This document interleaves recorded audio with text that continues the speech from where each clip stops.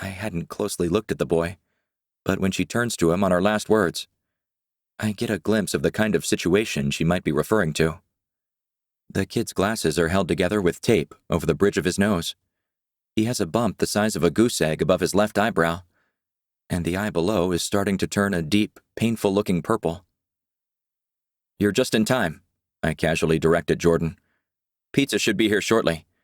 Why don't you head out back? Millie's on the dock." The kid nods and slips past me into the house, not bothering to say goodbye to his mom. I turn my attention to her. "Want to tell me what happened to him?" My tone is sharp, and I see her wince. "Boy's horsing around. He stumbled and fell on the coffee table.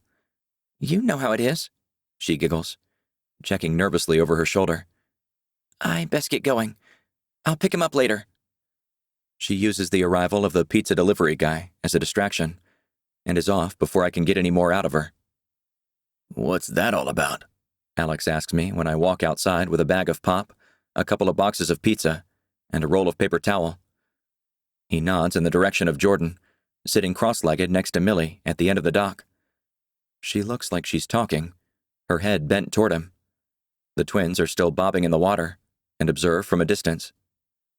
"Not sure, but I can tell you it was not the close encounter with a coffee table his mom tried to sell me on just now. He looks like he was used as a punching bag." "Fuck." Exactly my thought. I'll wait for a quiet moment, let the kid settle in a bit, and then I'll see if I can't find out more from him. "Guys, come and get it," I call out, watching the twins splash each other in their rush to get to shore, water dripping off them as they race toward us.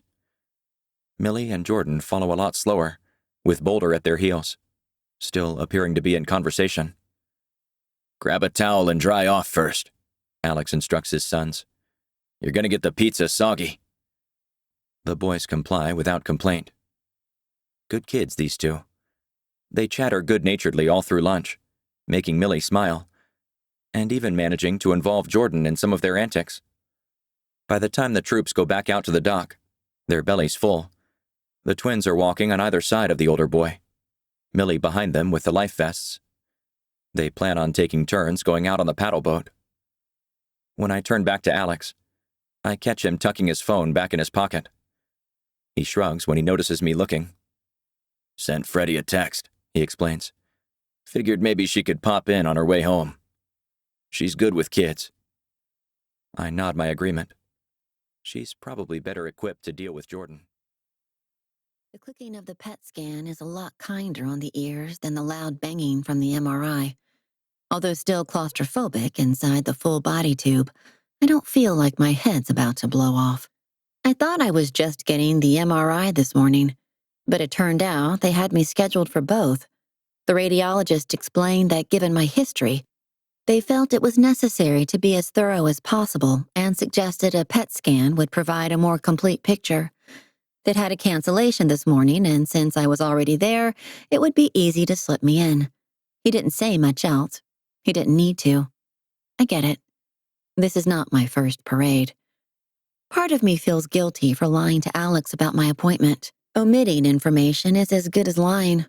I tell myself it's to spare him the perhaps unnecessary worrying, but the truth is, it's easier for me not to deal with questions before I have any answers to give. It allows me the illusion that life is as normal, without having someone throw reality in my face. Selfish, perhaps, but it's the way I cope. Newt flits through my mind, and I feel guilt there too.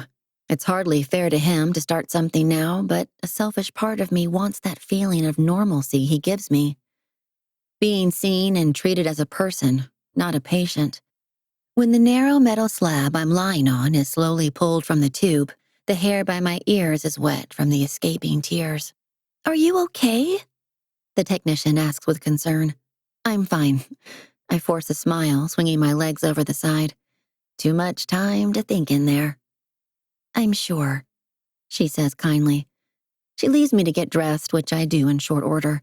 I know it will likely be a few days, at least, before I can expect any kind of feedback from these tests.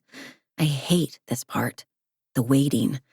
I'd rather know what I'm dealing with, no matter what the results show. Give me something to fight, and I'll throw myself into the battle completely.